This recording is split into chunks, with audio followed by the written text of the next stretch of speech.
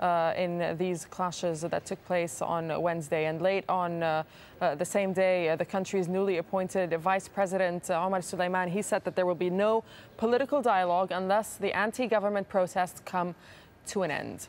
Well, reactions to the unfolding events in Egypt have been coming in thick and fast. World leaders are unanimous in their condemnation of Wednesday's violence. They're calling for an immediate resolution to the crisis. Sonia Gallego reports. End the violence, begin the reforms. The message rang loud and clear from international leaders. One day after President Mubarak said he would not stand in the next presidential elections, the world witnessed a violent turn in Egypt's protests. The global reaction was swift and strong. In London, UN Secretary-General Ban Ki-moon denounced the attacks on protesters. Any attack against the peaceful demonstrators is unacceptable, and I strongly condemn it. Voicing anger, Britain's Prime Minister David Cameron's tone was more pressing. If it turns out that the regime in any way has been sponsoring or tolerating this violence, that would be completely and utterly unacceptable. These are despicable scenes that we're seeing, and they should not be repeated. All over Europe, the same point echoed from different countries. In a phone call to Al Jazeera, the European Union's foreign policy chief urged President Mubarak to loosen his grip on power. It's not for me to call for him to stand down, it's for the people to work with him to determine the process by which they move to democracy, to the elections, that they go forward.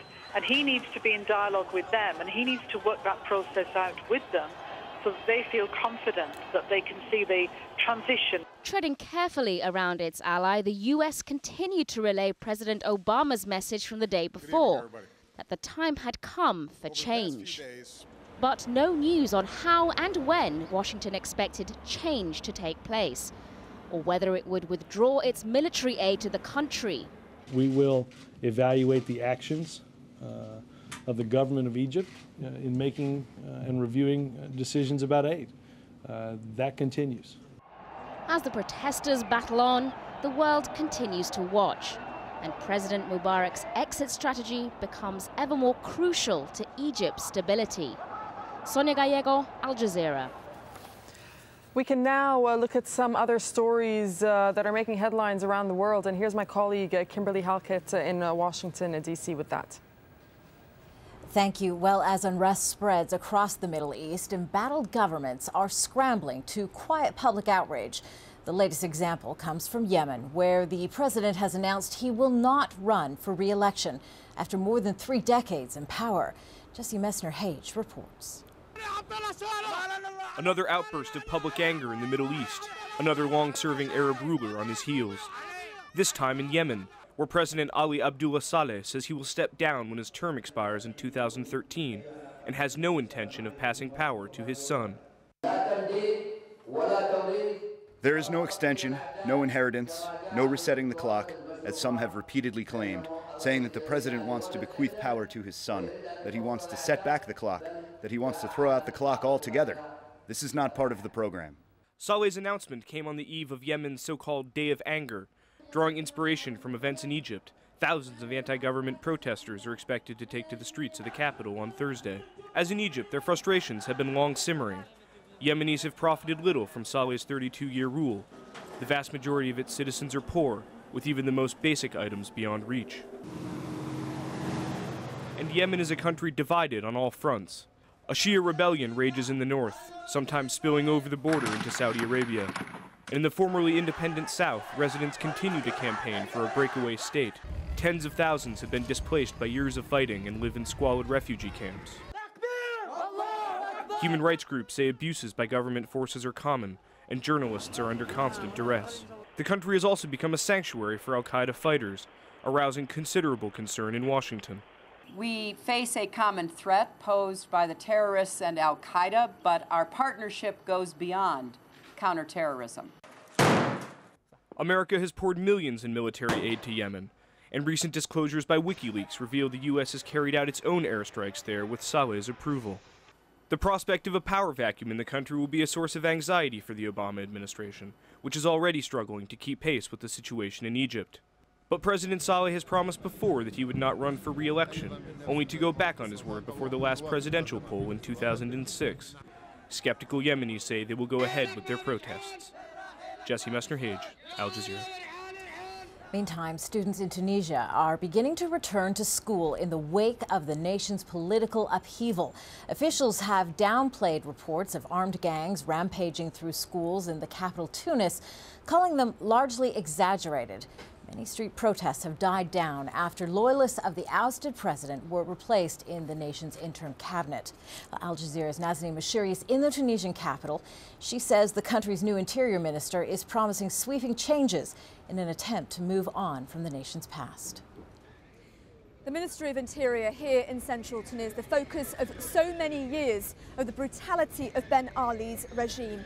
The new Interior Minister, Farhat Raji, is now trying to win back the hearts and minds of the Tunisian people by saying that he's going to be overhauling the system here, replacing security officials, at least 30 of them, and also putting the former Interior Minister under custody. He was under house arrest for days after the uprising, but at the same time, human rights groups are saying the police brutality that we saw under Ben Ali isn't yet over.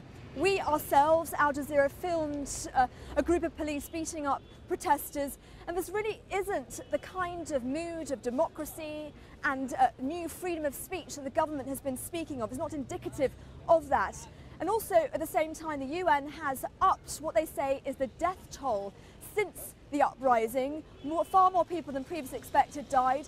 147, they say. Hundreds of people were injured as well. They are investigating those deaths. A former government minister in India has been arrested on corruption charges. Andi Muthuraja, the former telecommunications minister, was forced to resign in November.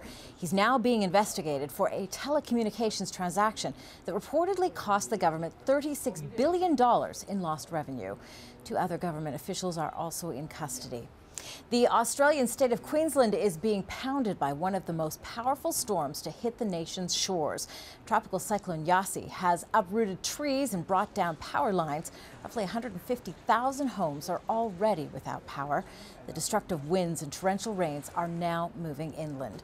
Meanwhile, a major winter storm pummeling through parts of the United States on Wednesday. Blizzards crippled much of the U.S. Midwest region with snow, icy rains, and strong winds. The cold front is moving from New Mexico in the southwest to Maine in the northeast. It's estimated up to 100 million people will be affected. That's about a third of the U.S. population. Suspected cartel gunmen have blocked streets in Mexico's second largest city, Guadalajara. The assailants burned public transport vehicles and hurled grenades at police. The state's Interior Secretary says the attacks appear to be coordinated. And those are just some of the headlines making news at this hour. Let's return now to Doha for our special extended coverage of the battle for Egypt. Well, in Egypt, it's nearly 3 o'clock in the morning and street battles continue in the streets of Cairo between pro-democracy and pro-Mubarak supporters. We'll have all the latest on that. We're back in just a few moments with an update from our teams in Cairo. For now, we'll leave you with these images of the day the battle for Egypt deteriorated into chaos.